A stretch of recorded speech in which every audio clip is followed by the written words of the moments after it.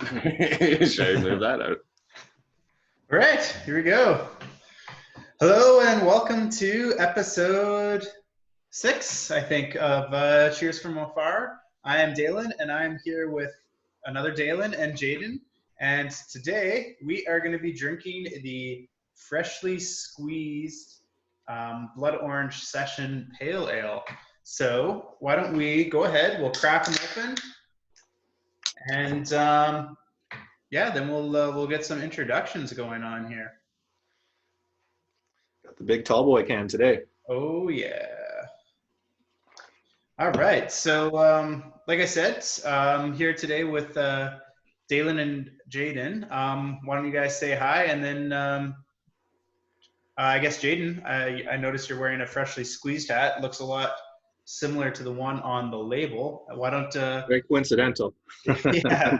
Why don't you tell us a little bit about freshly squeezed and why there's this beer with that logo?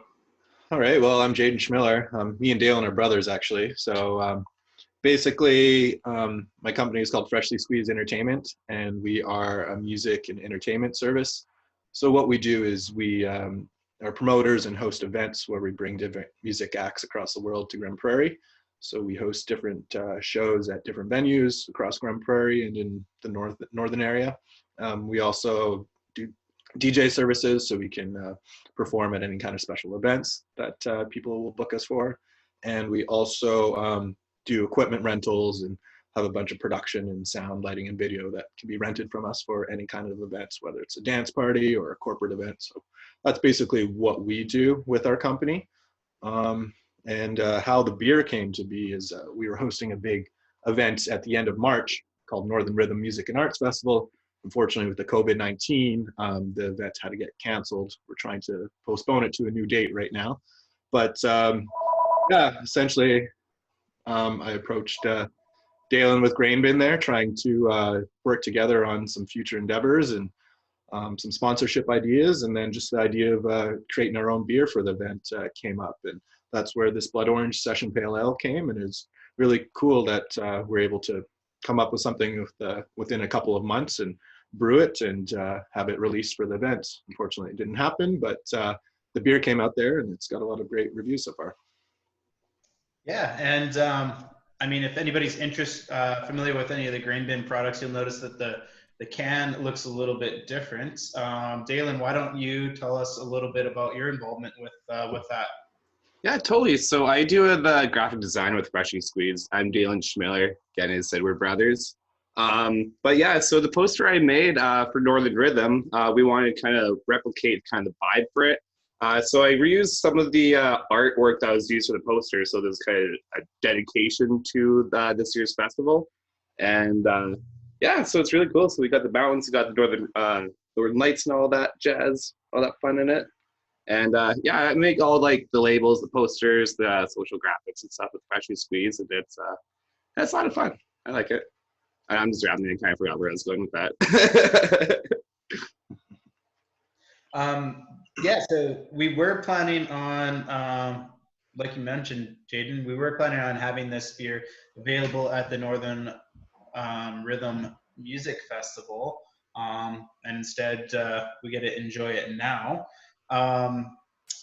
What I mean, you kind of touched on this a little bit, but not only are you a performer, but you also dabble in producing as well with not only this festival but other events.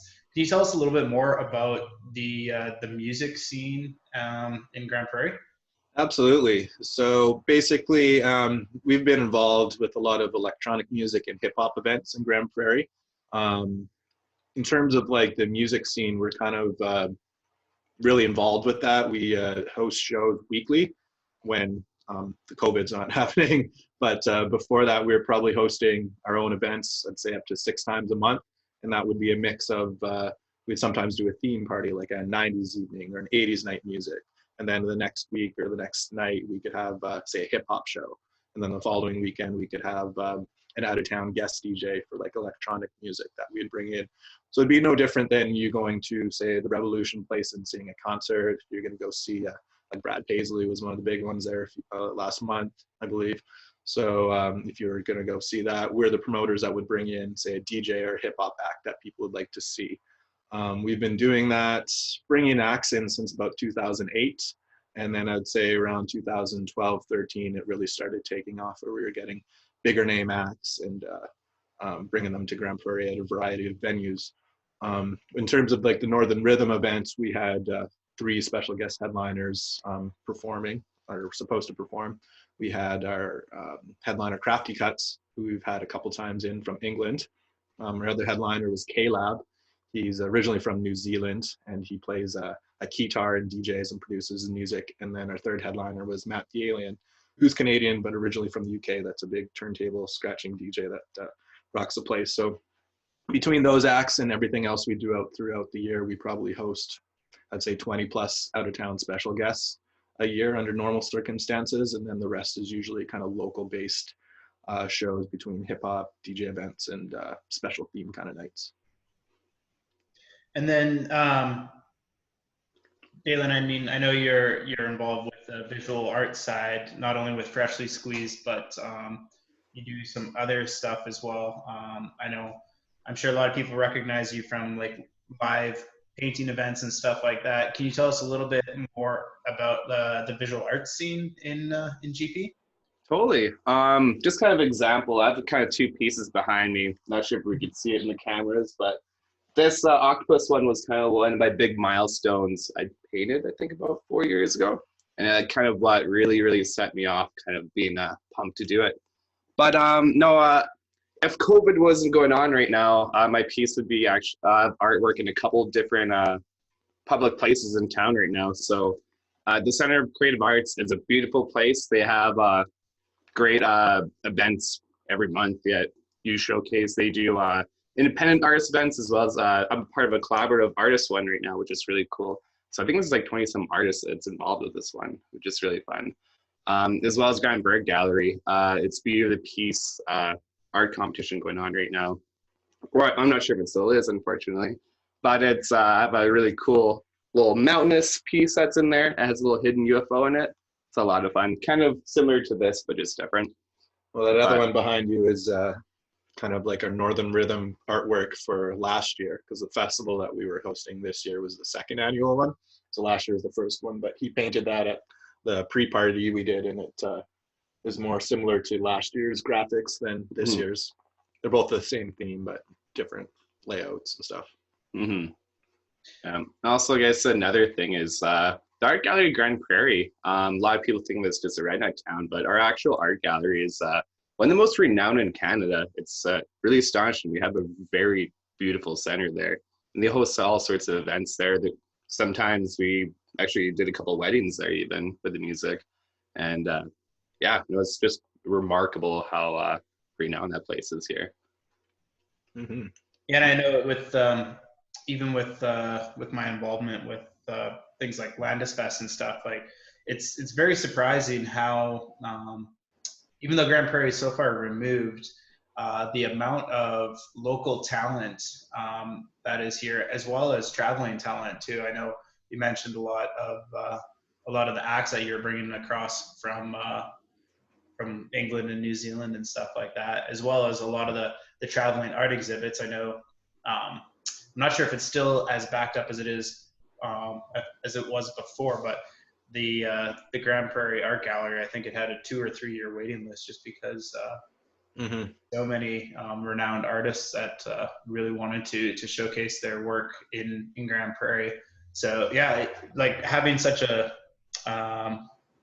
northern and kind of removed location, it's really surprising how much like visual arts and performing arts are like accessible in this town. And yeah, I can't wait till we get back to it. But yeah, well, absolutely. There's so much I just think local talent up in the Grand Prairie and northern area. A lot of people will think of especially not from here, you got to go to Edmonton or Calgary to see a lot of great talents, whether it's through music or arts or whatever it is. But in the north, I think because we're so far from everyone else, I feel like we kind of get our own unique kind of thing going, whether it's in any kind of art form.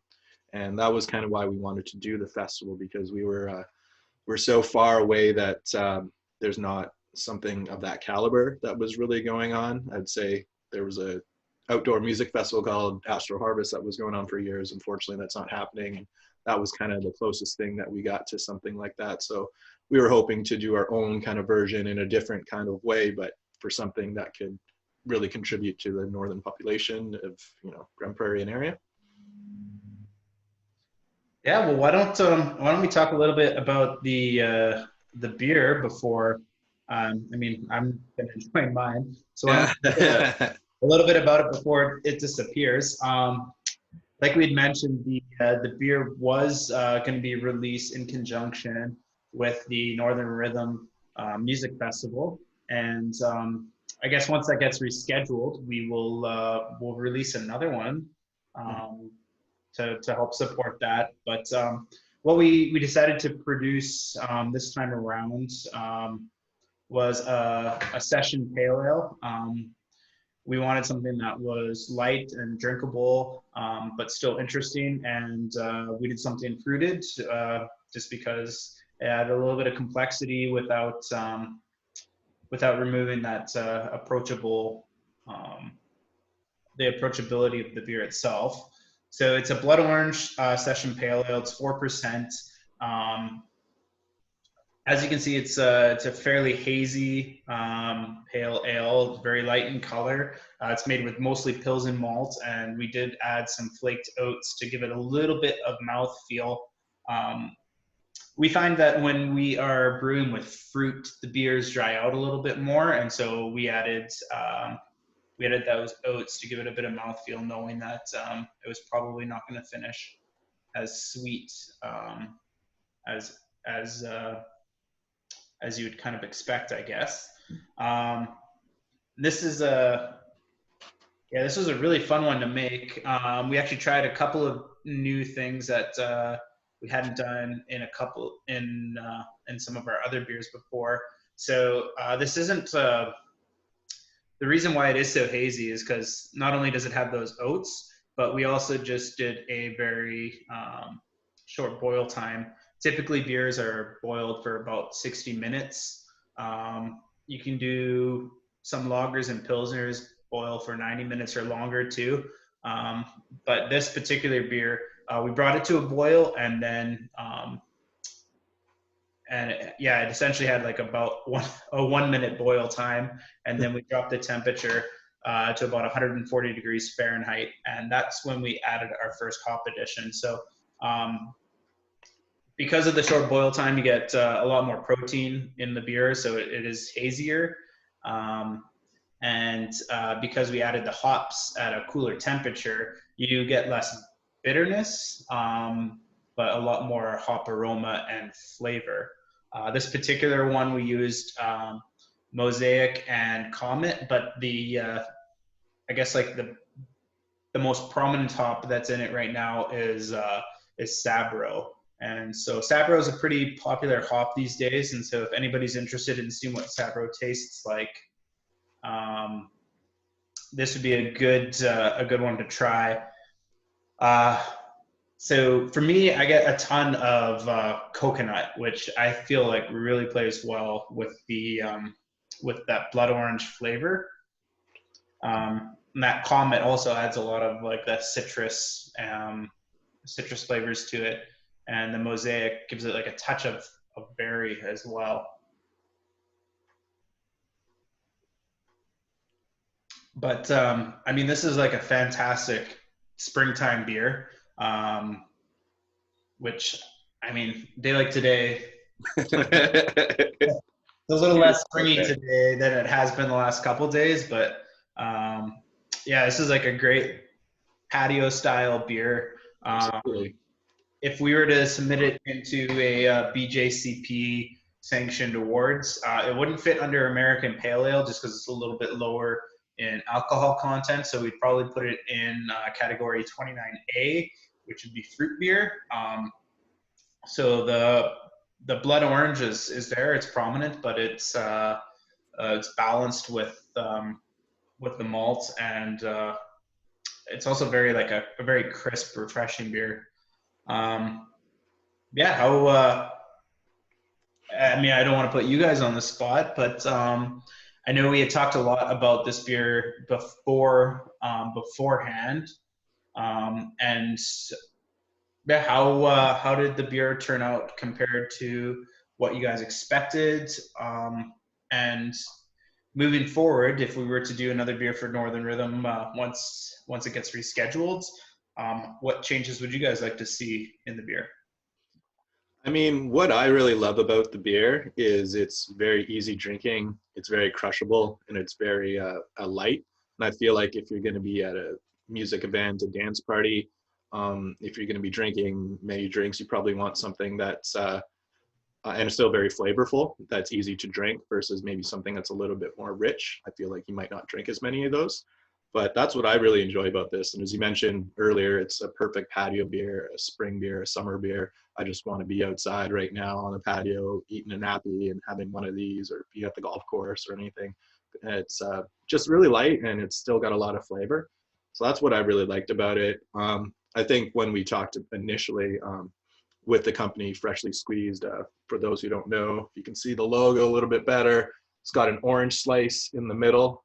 So we always, well, not always, but sometimes get mistaken for being like a juice company or something like that. And we aren't, but it's just the way that we got the logo designed. So I feel like having the blood orange in there, if you look at the logo, you can kind of see the tie. And that's what I really enjoyed about the beer, getting it dialed in with Northern Rhythm.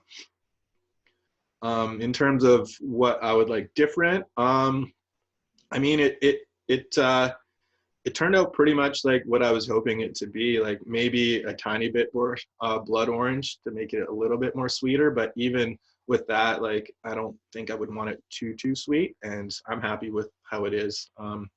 When we tried it initially from the tank to getting canned, it felt like it changed a little bit as it settled, and as it settled, I found it tasted a lot better. So, I mean, I'm really happy with it, and I love to do it again. Yeah, and I mean, the last couple of weeks, we've noticed that this has been one of our biggest sellers. So we do have a few flats left, and so if you're from Grand Prairie, it is available. We didn't send any to Liquor Connect, and so unfortunately, it's Grand Prairie only release. I believe we sell it for $17 a 4-pack. And it is available for if you order online at greenbinbeer.com. You can get it delivered directly to your door. And yeah, like I said, it's a fantastic beer, and it's gonna be fun base to play off of. Once Northern Rhythm Festival gets rescheduled, I think it'll be a fun beer to replicate and make some changes to. And yeah, I mean, like I Plus, said, it's in a tallboy can, so you get some better value too in those 4-packs. Oh yeah.